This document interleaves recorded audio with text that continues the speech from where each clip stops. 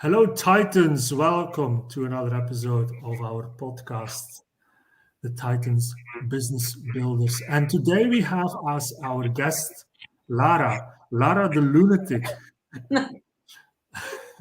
And Lara is a high ticket closer at this point, right? So, hi, Lara. Welcome to the show. Thank you for having me. Hi, everyone. Hi, Facebook. So, yeah, if anybody's listening or watching this live, if you have some questions, you can always put your comments in here and we will make sure we answer them. But Lara, tell us a little bit about, how it all started for you. Because once we always send a questionnaire before we start, and we ask the question, what led you to start your business? And you already provided like with an interesting answer is wanting to remain remote in Thailand. Right. That is Yeah. like already intriguing. Like, take us through that moment. Yeah. Yeah, for sure. Actually, it was about 7 years ago when I moved to Thailand. I'm in Thailand now, so I'm also an expat, if you like. And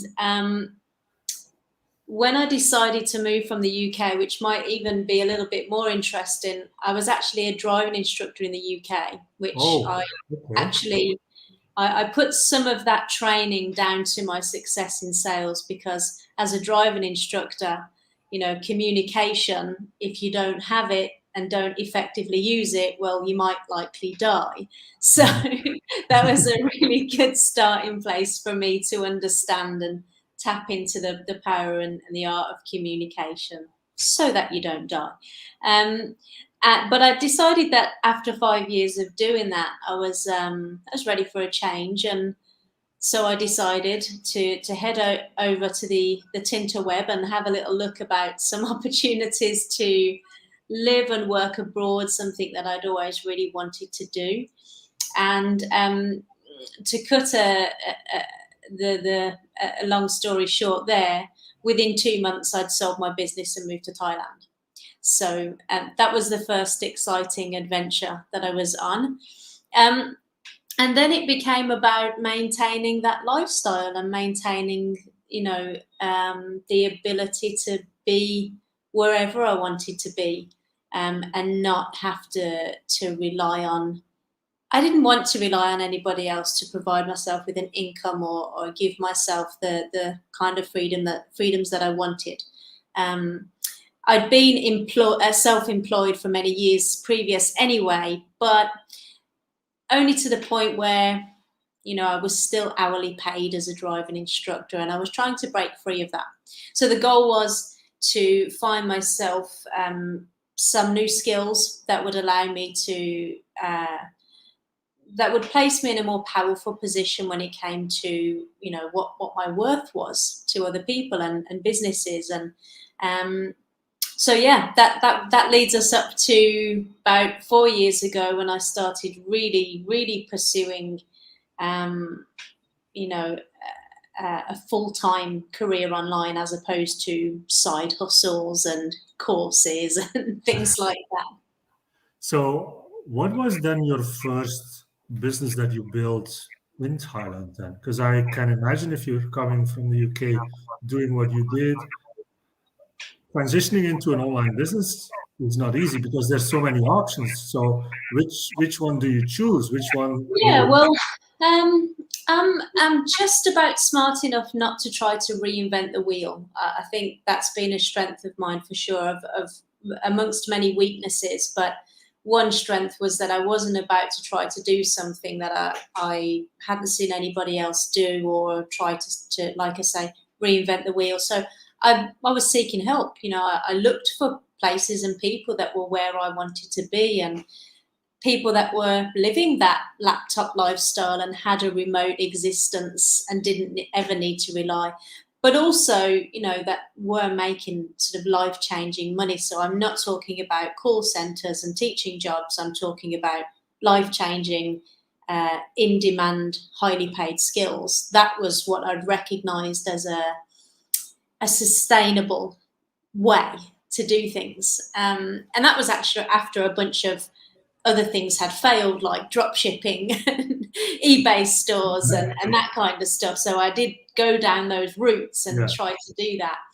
But then I joined a mentorship program, a mastermind, if you like, which I'm sure maybe you've done, or many people listening might have done, and that's where it all began, really. So it was a digital marketing company. So my background is digital marketing, and I was taught, the bones of sales. I still use and rely on those foundations that I was taught in that very first mastermind. It was an incredible set of skills.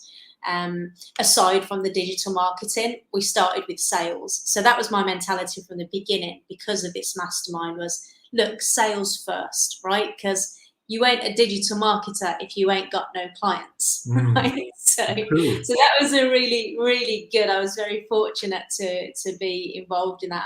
I did my research on who it was I was getting help from, and chose wisely, let's say. Could have gone the other way, of course, but it didn't, and I'm grateful for everything I gained from that. So, spent a few years growing a digital marketing agency where I worked with mortgage brokers and solicitors and ran ads for them and all that jazz. So if you're talking about like where sales is no problem. People really want to talk to you, I guess. Yeah.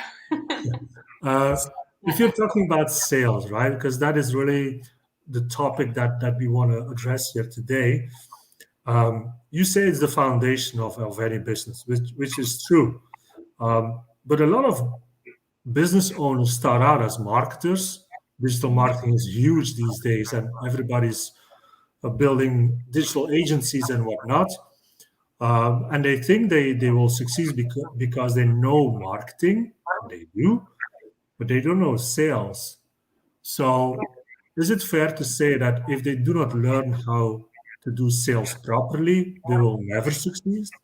100%. 100%. I really believe that, and the only reason I believe that, or it's not even a belief, it's truth at this point, is that I have people reaching out to me saying, look, we're great at what we do, we've got a handful of clients, but we're struggling to scale, and the bottom line is that the bottleneck is sales. It's that they haven't taken the time to really understand the end-to-end structure of a very of a significantly powerful sales process. So it's not just the sales call, because many things have to happen before somebody makes a decision to work with you. It's never one big thing. Any mastermind will tell you that. And sorry to all the masterminds, by the way, because I will give free advice that you're charging thousands for. Sorry, but whatever. People. That's why we love having people like you on the show, Lara. So people don't have to pay thousands of euros to get just come and tune in. I'm going to tell you right now. So when you have a sales call, it should, and this is one of the ways that it's been put to me in the past. So I won't take credit for the metaphor or the analogy, but it's a good one. So the sales call, that last moment where someone decides to work with you, a million things have happened before that, right? It's not just the one thing or the one thing that you said. It's a series of little things that have happened along the way. And the sales call should be in a company that's functioning well and is able to scale, because it's got its processes in place, its marketing and its sales in place. It should just be, if you like, the last put on the green. It should just be the ball in the hole, right? That's what the sales call should be if everything else is in place. Yeah. If you're attempting to land sales by teeing off at the green and expecting a hole in one, you're going to be very disappointed often. And you're going to find it very difficult to grow your business. It doesn't matter how good you are at marketing. So that's my take on it, is that, people come to me, marketers especially, because of my background and my network in digital marketing, in that, we've got this great system, but we can't scale because we don't have a strong process. And I'll add to that as well that one of the other things that isn't well enough thought out and is part of the sales process is the offer. And lots of masterminds will tell you that as well. You've got to have this irresistible offer, but it does go a little bit deeper than that. You've got to know how to deliver the offer. You've got to do market research. You've got to make sure that the offer's being delivered in a way that they want it to be delivered, that it's being fulfilled in a way that they want it to be fulfilled. So 100%. You won't be able to scale unless you address your sales problems as early as possible. Don't bury your head in the sand about them. Those are some valid points, and I want to go a little bit deeper in the fact that you say the sales call should be really the last piece in your whole process and should be almost a no-brainer to close them on that sales call, basically, right? Now, 50% of the time, because others will tell you that 50% of the time they're not a good client for you anyway.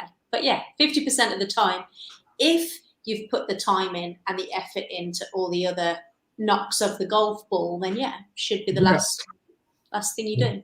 And those knocks on a golf ball is really interesting to know what those exactly are. And we don't need to go too much into detail, otherwise this is a masterclass, not a podcast.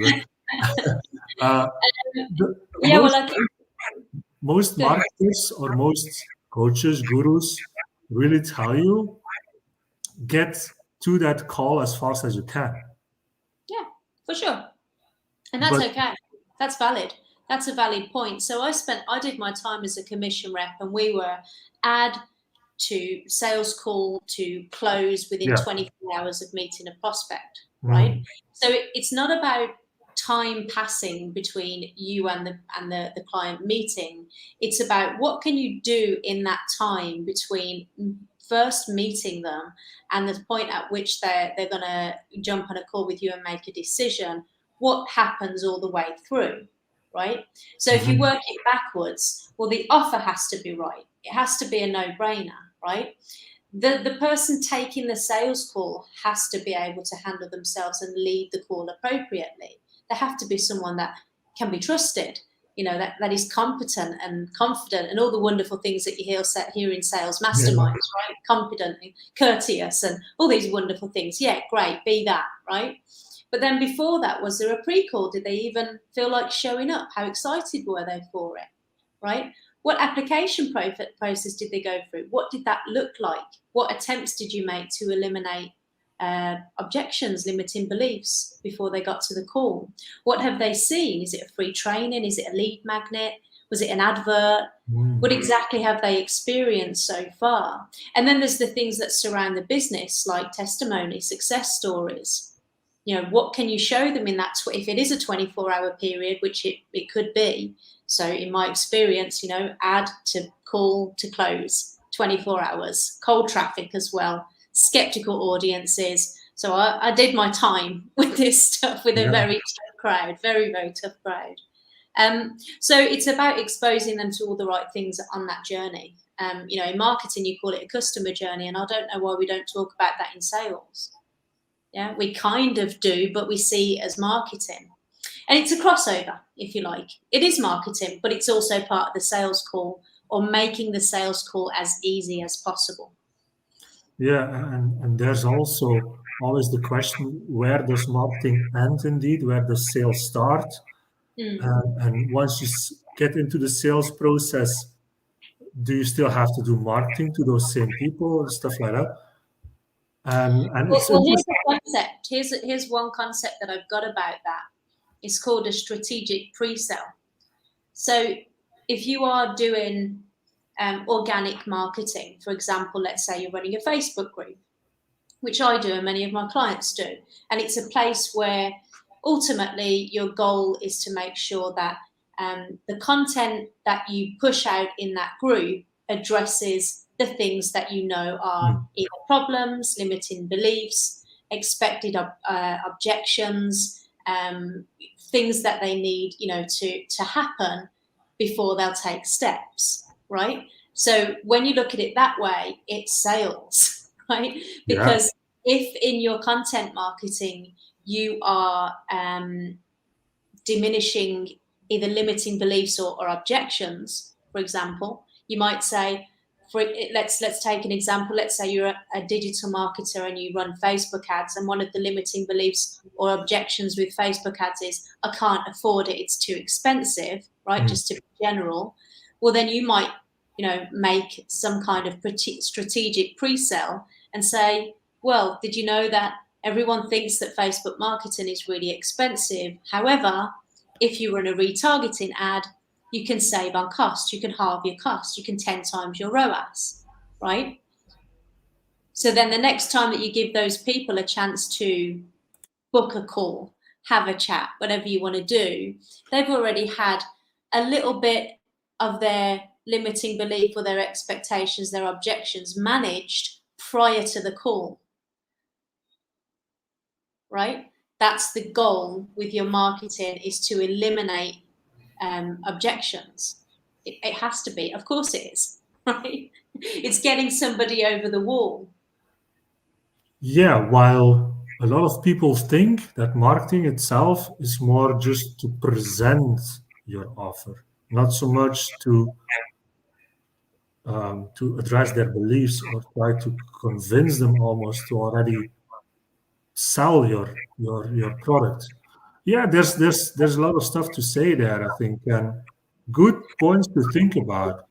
Even now, and if I'm thinking about what we do and how we present it, it makes sense because we also teach, for example, email marketing and how to build your sequence. And one of the things that we use is a belief sequence, is a belief map. So you start with the first belief that they have. Oh, I am stressed out because my business is not working.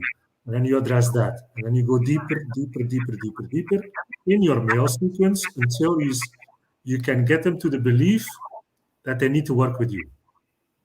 Right. Yeah. And this is actually the concept that you should also then be using within all your content. Every last piece of it. Yeah. Probably, and this might be controversial for some people, but probably the reason people don't do that is because they don't take enough time doing market research to know what the beliefs are. Know exactly what the problems are and keep addressing them over and over again and find out better ways to address them and address them from different angles. It's all sales, if you ask me. It's all getting people. Again, if you imagine the golf green, it's the tee off and it's the knocking them closer to the hole with every single piece of content, email, conversation, quick chat, presentation, demo, whatever it is that you're presenting. It's that knock closer to the hole. So there's an overlap at every single stage. There's an overlap. Is it marketing or is it sales? Who knows? But that's the goal. Get them closer. I think it's also safe to say then that sales rep and marketing people, those two departments, should almost work together on a daily basis because they need to transfer the knowledge. They need to teach each other what is important to say, what is the product about. And this, I've read a book about how HubSpot was able to scale so quickly. And they used exactly that principle where the sales rep needed to be coached by the marketing people who had the best knowledge about the product. And they did that almost daily. So if you get that sales call that you can actually just talk like the expert that you should be if you want to sell something. But they already had all the content before that. Right. So yeah. Yeah. Well, there'll be two different situations. There'll be a company that's outsourcing their sales, so hiring a closer like myself to come in and close sales for them. Now, if I'm going to do that and do it well, then I'll need to know a decent amount about the product and understand it well enough to answer questions. Yeah, simply and concisely. It doesn't need to be a heavy detail, but I need to be familiar enough with the product or service to be able to simply put, answer questions, right? Because they're inevitably going to come. But then you might have that somebody has their own business, so they already know what the product is. So they think they can sell it. You're wrong. You can't sell it. You're too invested at that point. You think that because you believe your product works and is wonderful and you invented it and it's amazing, that that's enough to sell it. And that's the biggest problem in marketing, that marketers think that because they know their product well and they believe in it, it's enough to sell it. It's just not. It's not enough to sell it. You still need the skills of you still need the skills of a closer, for example. You still need a framework to your sales calls so that you're not wasting anybody's time and you're being efficient, you're being ethical. You still need a really good offer and a structure to your offer. Yeah. You need an after sales process to eliminate refunds and regret, right? And provide reassurance for people. And you need some kind of understanding of what a good client looks like. You can't just be hungry for any old client that comes along. And that will happen when you're selling your service, because you think you can help everybody and you want to help everybody, and well, good for you, but it's not necessarily great for your business or the people that you're shoving your marketing down their necks off, right? So yeah, there's two different paths. So yes, to put it succinctly, if you're a closer closing for another business, the best you could do is make sure that you're willing to work alongside that business. And if you're a business hiring a closer, work with them, because a good closer will be able to tell you what the quality of your leads are, you know, how good those clients are going to be. They'll have your best interests at heart. They won't bring you bad clients. They'll be discerning on the call rather than thinking about their commissions. Yeah, that's what a really good closer does. That's what I teach closers to do, is to say no if you feel like it's a bad fit. There's power in that. There's immense power in that. And then the other side of it is marketers, coaches, consultants, be aware that your product isn't as amazing as you think it is. Not at first anyway. Right? It may well do what you say it does, but that's not enough to sell. It has to be packaged properly. You have to understand your target market. You have to strengthen your sales process. Yeah. And do all of those things prior to the call that knock them closer and closer and closer. Yeah, that's powerful. I mean, this is what a lot of business owners should listen to. And I can already imagine, and I feel that as well right now. Is like, oh my God, this sounds like so much work. How can I even get around this? I have so many things to do. How do you start with something like this?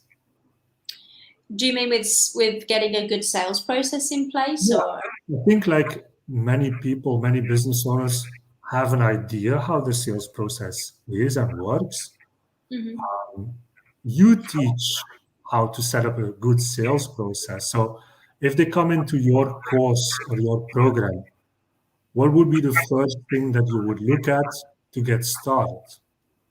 so if it's a business owner, then the very first thing that I would do with any business owner is have them prove to me that their product does what it says they say it do.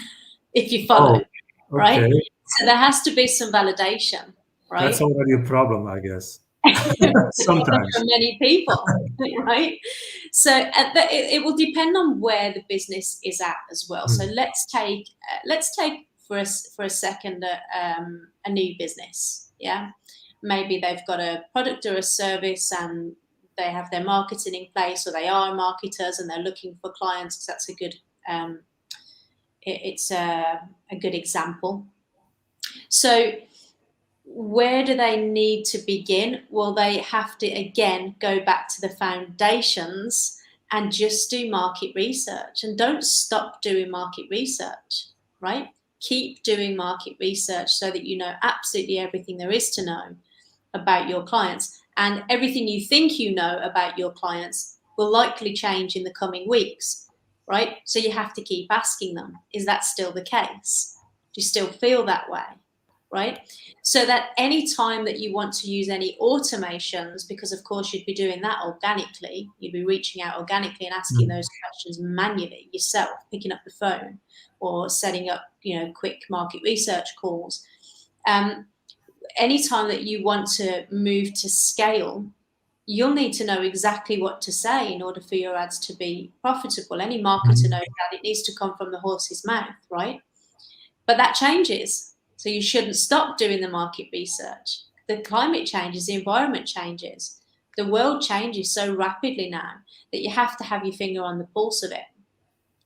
So again, it depends where they are in their business. But if we're talking about a beginning business, a startup, or someone that has a skill and wants to sell it, has a solution, wants to sell it, market research. And the good thing about that is, if you have a good market research call, you move it to a sales call. Boom, first client, right? And you haven't had to do anything fancy. You haven't had to run any ads. All you've had to do, and I started my business this way and got my first 10 clients in exactly this way, is I reached out to people. I said, I'm new to the biz. I'm setting something up. I've got a good funnel. I want to try it out. Could you answer a few questions so I can make sure I'm on track? Yeah, sure, no problem. What do you need? Right? Because most people, FYI, are really nice and will help you, right?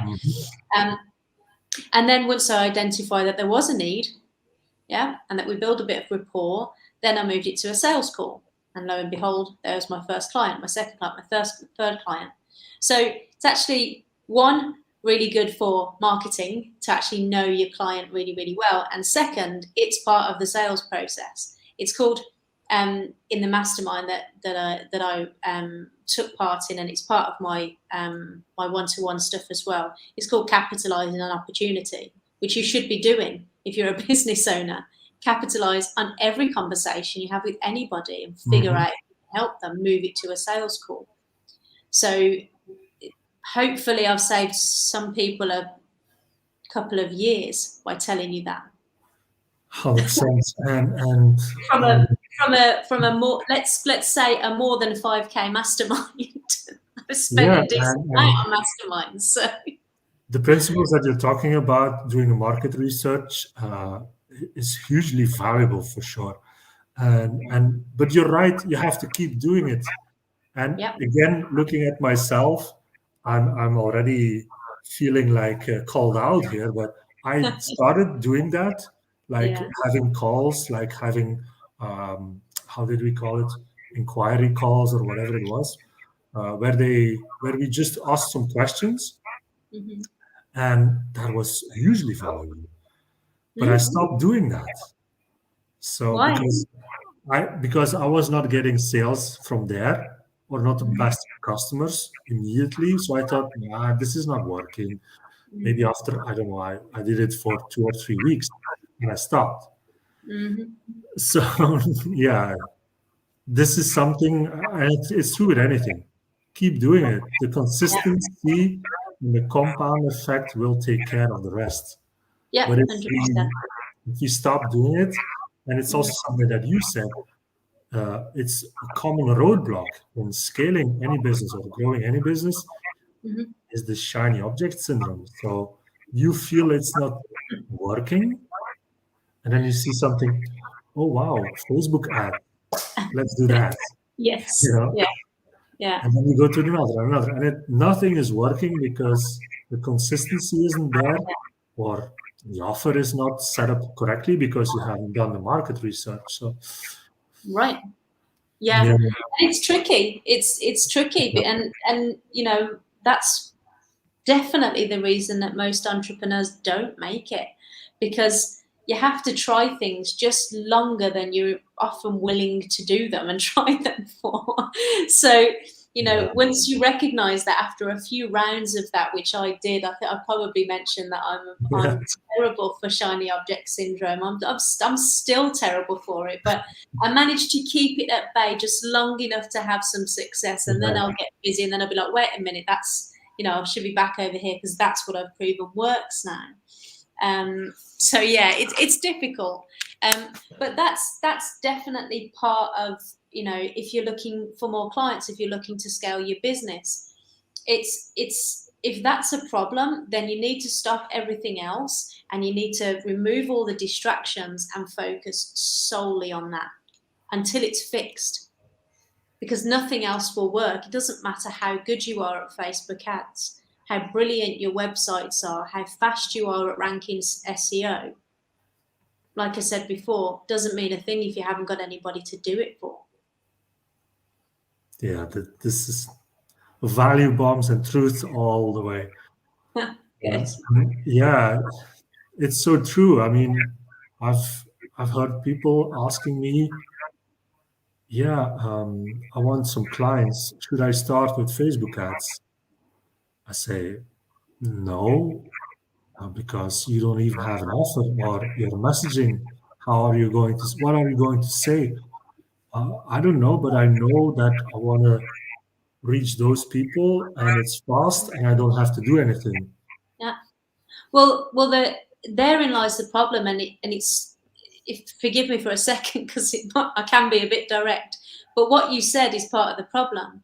But this is what I want, right? And without any thought for what your client wants, and your client or your prospective clients wants and needs to see before they're able to trust you enough, to trust themselves enough, to trust a process enough to actually take a step in that direction. So it should be less about what I want clients and more about what can I do to make my clients come to me in a way that is helpful to them, is faster, is more efficient for everybody, is easier to stomach, let's say. You've got to know what it is that people want to see and how they want to see it, right? What is it that stops them from taking steps forward? What are the roadblocks that stops them from taking on solutions like yours? And the only way you can find that out, market research. Go and ask them. Asking them, yeah. Go and ask them and keep asking them. Exactly. Yeah. Yeah. Don't try to pitch, just ask.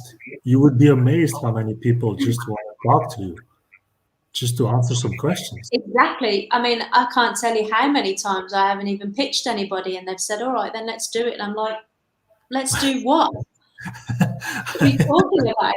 I haven't offered to do anything for you. Yeah, but I trust you know what you're talking about. Just, go ahead and do it. I want to grow my business. Like, all right. Okay. Okay. Easy Right. enough. Yeah, this'll do, right? And yes, that happens, but don't rely on that, because that takes, a certain moment in time for two people to connect and all the things to align. If you want to grow and scale quickly, you have to make a concerted effort to put the ducks in a row, right? To be responsible for it and take some ownership of it, for sure. You're also talking about the fact that you need to be a good people handler. Yeah. What do you mean by that? Oh, it's my favorite phrase. Well, it actually comes from the book. Which one is it now? Oh, it's either How to Get Think and Grow Rich, or no, it's not Think and Grow Rich. What's the other one? Poor Dad, Rich Dad, no? How to Win Friends and Influence People. There you go. It's late for me. Sorry, everybody. My brain's shutting down. How to Win Friends and Influence Me. So there's a heavy theme in that book that talks about just being better at handling people, at being a better people handler. I'm not sure that that's exactly the phrase, but I really love it. I just think it's such a good way to see things. Like, if you can handle people, you can pretty much do anything and get anything you want, right? Because it's when you can't handle people, or when you're too emotional, or when you do react or judge or prejudge, or can't be calm, or can't think of anything to say, or don't shut up when you need to, or don't recognize what somebody needs from you, then often the outcome is quite dire. Most conversations there's no communication happening. I watch people have conversations all the time, and I think there's zero communication there. There's just one person monologuing, and then another person monologuing, and then another person and there's no discussion or comprehension of how the other person feels. And we only have to look at politicians to know that we're terrible at communication, essentially, aren't we? So Yeah, people handling is definitely, if you just get better at that, if you just go back to basics and have good old-fashioned conversations with somebody, you're actually way closer than you'll ever be, even if I gave you my $1 million script, for example. Actually, if you were to just nail the idea of listening, understanding, and relating to somebody, all of your conversations would be better, your relationships would be better. And that book actually was a really powerful reminder, and I actually started to implement it, and reminded to anybody reading these personal development books, you actually have to act on them. That's what they're there for. Mm. So don't just read them, actually do something with them. So the last time I read it, because I've read it a few times over, the last time I read it, I thought, right, this is it. I'm going to put all of this into action now. And I started having the conversations the way it was dictated in the book. And it was astonishing, the difference in the reaction that I was getting from people. I got my way all the time. Everybody loved me more. I was being complimented on how patient I am, what a good listener I am, and all kinds of things that I'd always wanted. You know, who doesn't want those kind of compliments? Now, as a sales professional, that's exactly how you want the conversation to go. Psychologically beneficial in both directions, right? Even if the outcome is not a sale, you need to be able to get to a point where the person says, look, I can't go ahead today, but this has been a really good conversation. I really feel like I've benefited from it. You've made some great points. You've made me think about things. You've asked me all the questions other people are not brave enough to ask, let's say. And, you know, you've really got me thinking about this. You know, you're very good at what you do, right? Even if it's not a sale, that's a win for me. That's a massive, massive win when you can make someone's day like that. Awesome. Awesome stuff, Lara. I feel that we can talk hours on this topic. I And probably couldn't have to apologize, because this is my thing. I get very passionate about that's sales. good. That's good. That's good. Now, I wanna hook on the idea of people handling and being a good listener. I always remember the story from Jay Abrams, the sales guru of all times, and he told a story about how, in a high executive environment, he went to a gentleman in a bar in a hotel, and he started a conversation, but Jay himself said maybe, or no, Jay himself was only asking questions, Yeah, right? yeah, And only questions, and the gentleman answering and answering and telling the story, blah, blah, blah. And at the end of the conversation, maybe an hour later, um, he said to Jay Abrams, my God, you are such a good communicator, or you're such a good person to talk to have conversations with.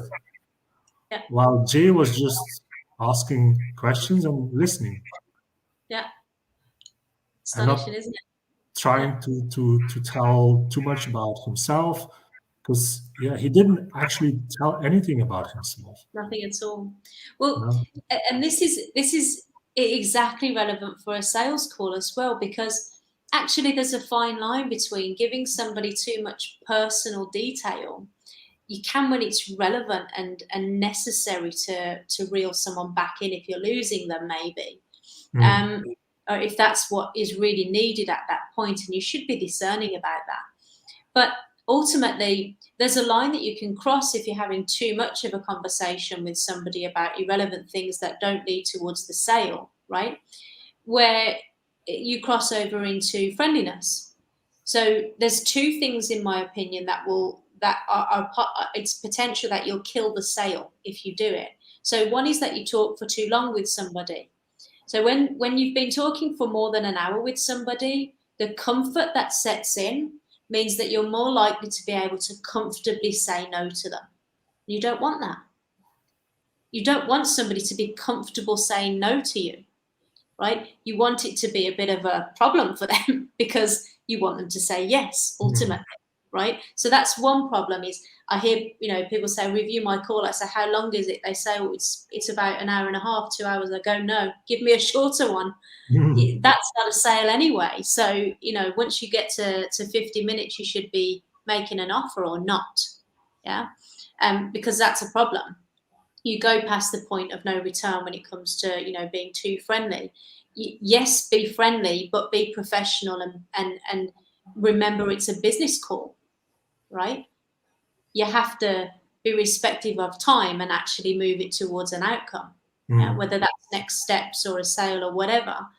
And then the second thing is, it's yes, you want to be relatable, but it's sharing too much information on your part.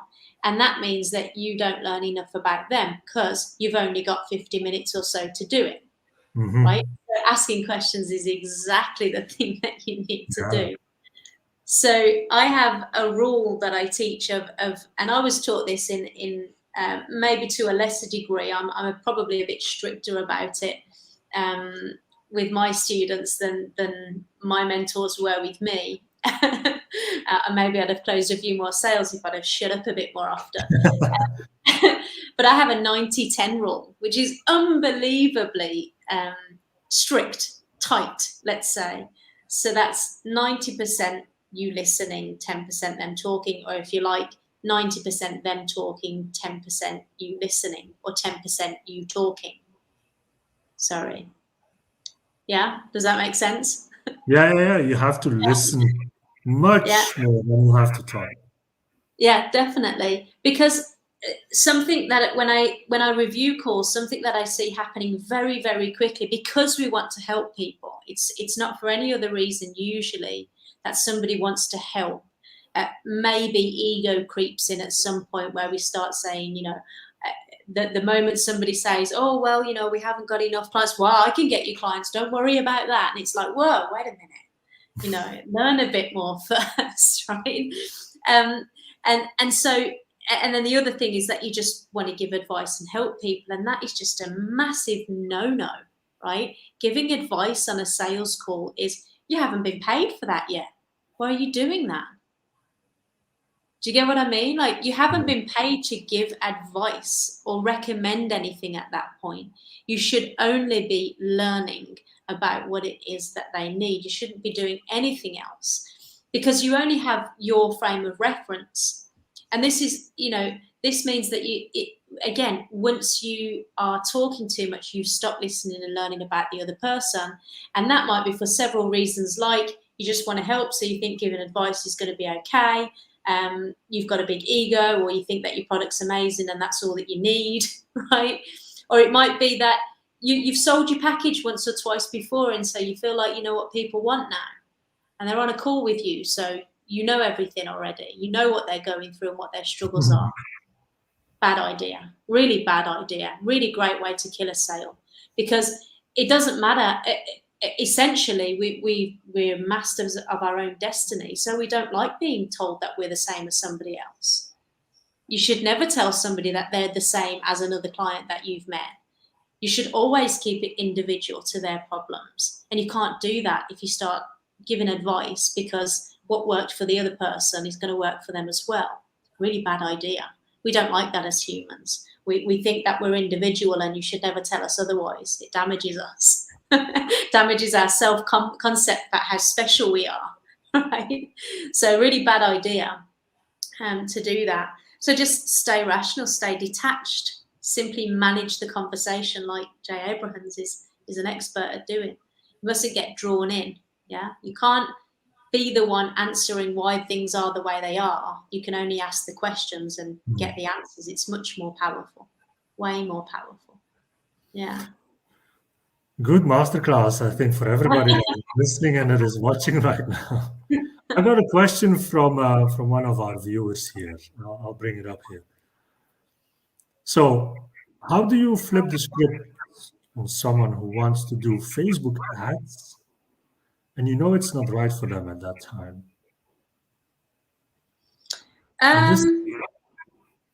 Well, I mean, if it's a question about whether or not it's the right thing for them, well, then ethically, you have to say no. Maybe you can give them an alternative or another person that can help them. Let me unpack that for a second, because this is, again, one of the problems with digital marketing companies as an example. Not to pick on digital marketing companies, but I have a background in it, so it's easy for me to replicate the kind of conversation that you'd have. But when somebody comes to you telling you that they want a certain something like Facebook ads, yeah, well, you need to nip that shit in the bud right away, because you won't be able to run someone's marketing if they think they know more than you do about marketing and you're the marketing expert, right? So, there's a couple of things that you could say, but there's two problems. One is that clearly they don't see you as an expert because they're telling you what they need. Yeah. So you'll need to address that, and you'll need to help them to understand that unless they're willing to release control, yeah, and admit what they don't know and admit that they need some help with it. And you can do that very simply with, what makes you think you need Facebook ads? What proof have you got that you need Facebook ads? Well, none, Lara. I just saw this thing over there and it said that, I should be running Facebook ads. Okay, well, what makes you think it will work for you? Right? And just help them to see things from a different perspective. That's all. You're not trying to make anybody feel stupid or look stupid. You're just helping them unpack the idea that Facebook ads is going to be good for them. Yeah. And then, so the other thing is that marketers step into this dangerous world of one size fits all. Right? So we only do Facebook ads, or it's Facebook ads or nothing else, because that's what we're good at. And that's not necessarily what a client needs. It could be that the client needs something else. So either you have a situation where you can't help a client and you send them somewhere else, and you should be happy to do that and send them to somewhere that they're actually going to get what they need. But it's more likely going to be the case that you'll have to help them to understand that they don't know as much as they think they know. And you'll have to help them relinquish control a little bit, and you'll need to take control of that situation. You'll need to express some leadership skills in that scenario and take the reins for them. They'll likely want you to take the reins. They're on the call because they don't know everything. So it's the one step ahead rule, right? If they knew how to run their Facebook ads or knew everything that they needed, they wouldn't be on the call with you. So I guess, yeah, at that point, it's about taking control and unpacking what they think or why they think what they think. But you do that by asking questions, not telling them they're wrong. So a simple answer to that question would probably be something like, well, you might be right, but let's figure it out. Let's find out if there are any other options. Good one. Yeah, and if you're talking about, you need also leadership skills, some leadership in that. 100%, yeah. I think there's much to learn for some of our audience that wants to be better at sales or the sales process. And luckily, Lara has a boot camp for that. I do. I do. But wear a crash helmet if you come, because I'm a bit direct. So only come if you're prepared to work hard and take it like a man. I think some tough love is something that a lot of people can use. So I wouldn't be worried about that. Now, if they want to know more, then this is the link that they can go to, right? They go to your Facebook group, and there you have the link to the bootcamp. Yep. So you can apply to the bootcamp via the Facebook group. Come and join the Facebook group anyway. There's a ton of free resource, as you can see. I have no problem in spilling the beans on very expensive masterminds. My job as a high ticket closer is that it's my job. But my hobby, if you like, is helping people just unpack their sales processes and get better at it. It's a subject that I find really fascinating. I'm very interested in psychology and that kind of stuff, and the philosophy behind it. That's how I close. That's my style of closing. So I just love talking about it. And I believe strongly as well that if you can talk about your subject and you can teach your subject, actually you know your subject much better than many others. So there's a ton of fun stuff in there. It's a really cool place to hang out. You can ask questions. You can come and join. Sometimes I do free coaching calls, so you can come and join some of those as well. If it's okay, I can send you guys a link to actually sign up for September's bootcamp, because we only have a couple of places left on that. Sure. But there's a link to join if you grab a link for you. Yeah, we'll put it in the comments afterwards. Put it in the comments after. Yeah, that sounds good. And I'll mention one more thing, if it's okay, just because, well, there's usually two types of people that might come to me for help. One would be, as we've discussed, a business owner that's just not landing enough clients, and there's some problems in the sales process that just need fixing up. So that might be one thing that somebody could reach out for if they needed that. We might have a look at the offer. We might have a look at the sales process from end to end. What happens? Where do they come from? What's the quality of the lead like? How does the sales call go? What's the pitch like? I'll mention one. Can I mention one more thing that I really hate about everyone's sales calls but my own? Demos.